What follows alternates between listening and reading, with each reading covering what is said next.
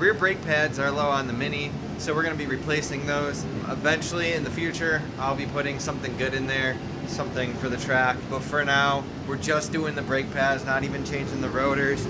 We have these cheap brake pads from Power Stop, not sponsored in this video at least. It comes with the clips. It didn't come with any grease, but I went and bought some from the store.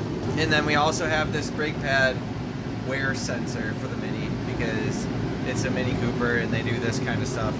This I'm actually not mad at because these are cheap. You can get, I think, like 2 for $10 or something like that. I just wanted the one, so I paid like 9 something for it, but that's pretty cheap, and it tells you when your brake pads are low, so that's pretty convenient. But we're gonna go ahead and throw this stuff in. Sorry for the noise, my heater's kind of loud. Got that running. It's really cold outside, so we're gonna come over here. I don't really have much room to work. There's the headliner for the Civic. Over here, I gave myself a little bit more room, but this should be fine. I'm gonna have to move this thing around a little bit. But first, we gotta go ahead and loosen these lug nuts.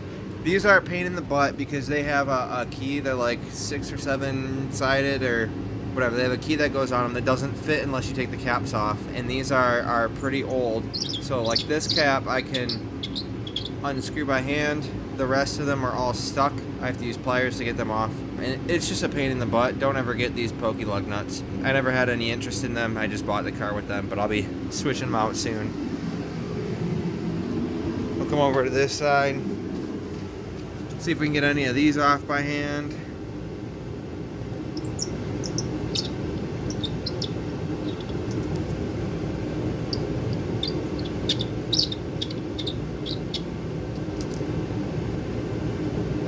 Okay, so we're able to get off 2 on that side. We're gonna get pliers for the rest of them.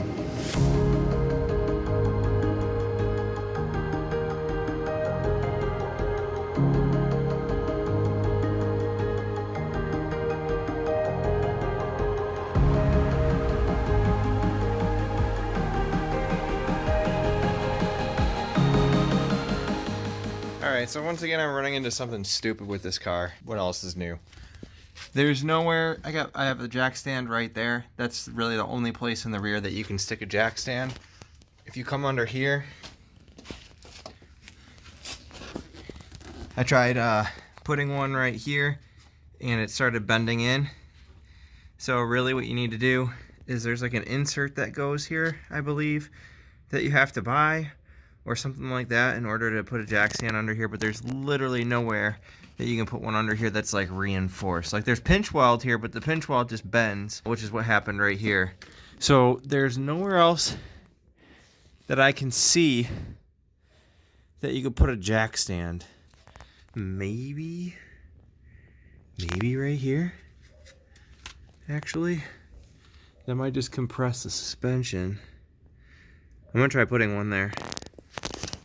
Alright, so I found a spot right there to put the jack stand.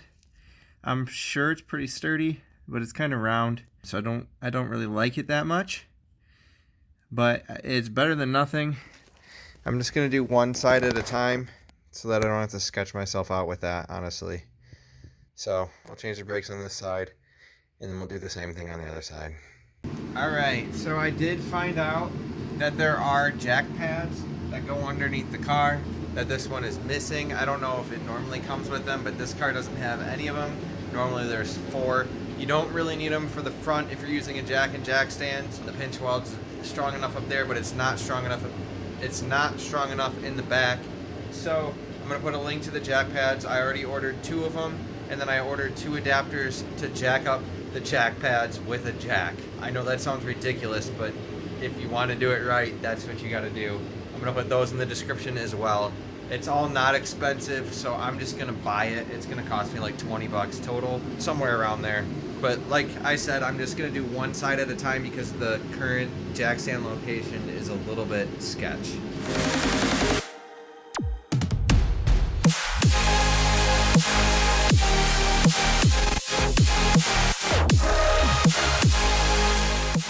Alright, so we got on the back of the brake caliper here, we have two 13mm bolts, one right there, and then another one right here. So we're gonna go ahead and take both of those off. And then technically the caliper should just slide off. And I think that's really all we gotta take off to change the pads.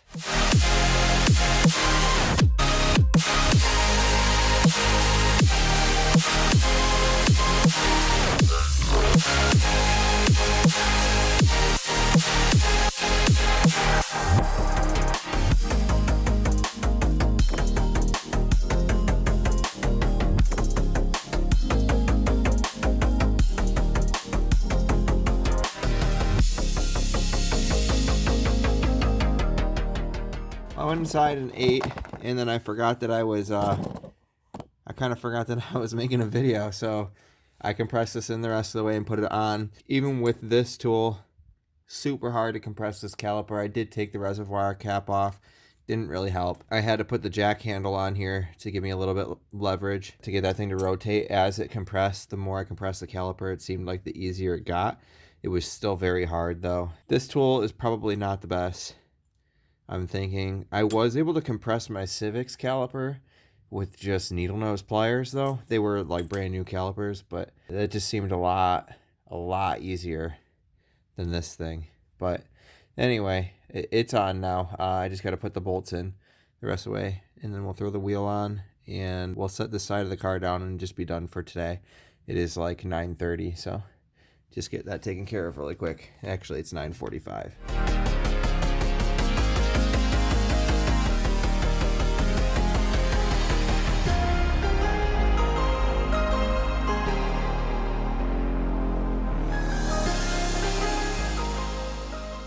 Alright, this side's all done.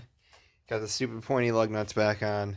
Everything's torqued. The car rolled back a little bit once I let it down because the e-brake wasn't on anymore. So it kind of made a little bit of a mess. But we'll finish this side tomorrow. Much more room to work on this side. It'll be fairly nice. So get that taken care of. For now, I'm going to go ahead and turn off my stupid light. This light and that light up there are the only lights that I have in this garage right now besides the hanging light. The light up there does work, the garage door opener, but it shuts off on its own. And so far I haven't found a way to keep it on. It is fairly bright, so it'd be nice if it would stay on. So if anyone knows how to get that light, those lights in there to stay on, I gotta turn them on right now. They're fairly bright, and then I can unplug this one. There we go. All lights are off, and we'll come back in a different day. All right, it's the next day. We're back. This time I'm wearing gloves.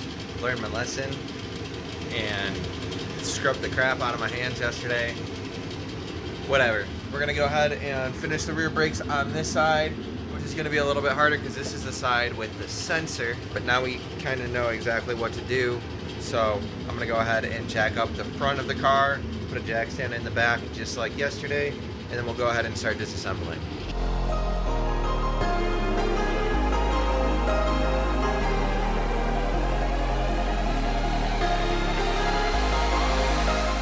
I'm gonna go ahead and pull the caliper off this side. Once again, it's just two 13mm bolts. It looks like the brake pad sensor is right here. I'm gonna see if I can pull it out. If not, I might just cut this wire and take the caliper off with this wire cut.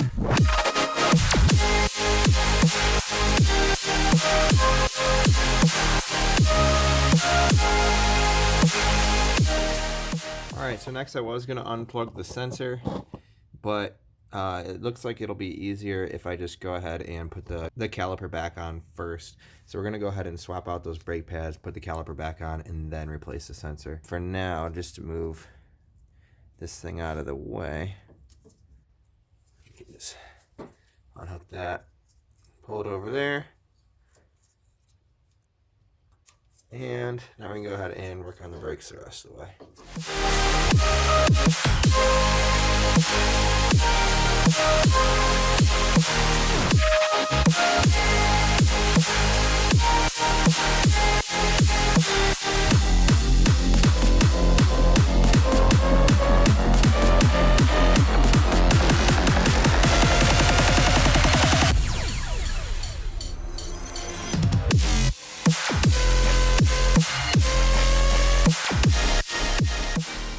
Alright, caliper is back on with the new pads.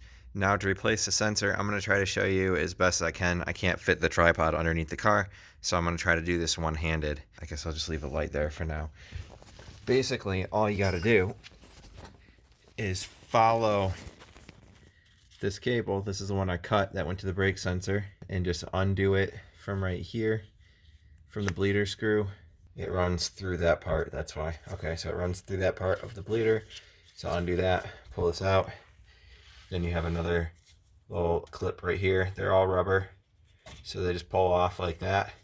The new sensor has new little rubber thingies. So then we'll do this one right here. And then there's another one right here. And just keep in mind that it hooks up to this ABS sensor wire. I believe that's what this is. All the way back except for right here on the brake line. So we're just gonna keep pulling this free.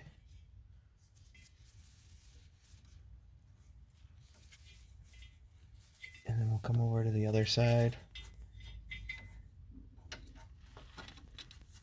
I might need two hands for this. Oh, I got it. Alright, then we come over here. You can see it runs through here and back up this way behind my jack stand. So now I gotta get my head in this little area right here. We'll see how that goes.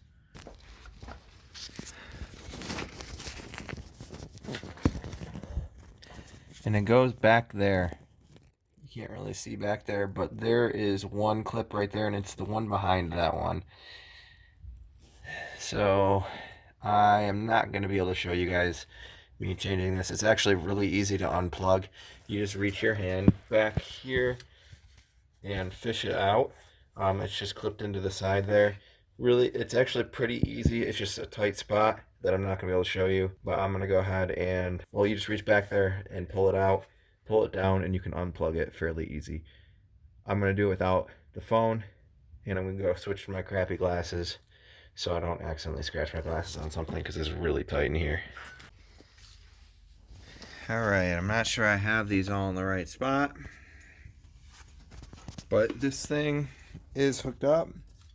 Got everything plugged back in.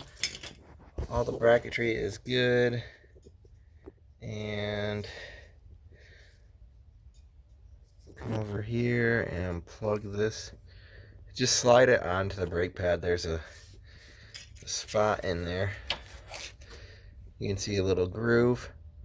And then this slides right into that groove. But I'm going to need two hands. One to hold the light. Actually, maybe I can use this phone's light. Alright, let's try that. So then we can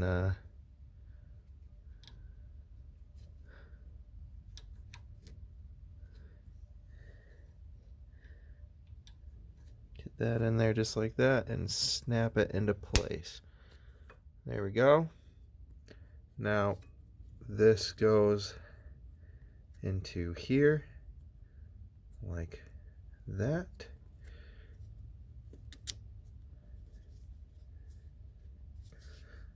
And we're good to go. And now I just got to throw the wheel back on.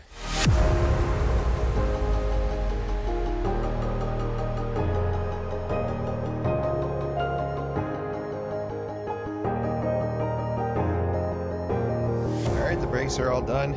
I'm actually going to go ahead and put everything away here. And then I'm going to spin it around, spin the car around because we're going to work on the front end. That's actually going to be it for this video, guys. If you stayed all the way to the end, thank you so much because that helps me out a whole ton. I really appreciate you being this interested in my content, especially in a boring brake replacement video. As always, I did drop some links down in the description for the brake pads, the brake pad sensor, the jack pads that are supposed to be required that I didn't use in this video, and the jack pad adapters to jack up the car with the jack. Also a brake compression tool, the same one that I used in the video. So feel free to check those out if you need any of that stuff. In the next video, we're gonna be working on something much, much cooler. Should be out next week, so stay tuned for that. And that is actually going to be a two-part thing. So there's gonna be 2 videos on that, and those will be coming out very soon. If you don't mind, please give this video a thumbs up if you enjoyed it. Feel free to share the video, like always, and subscribe if you're not subscribed to my channel already. Thank you guys so much for watching. Peace out.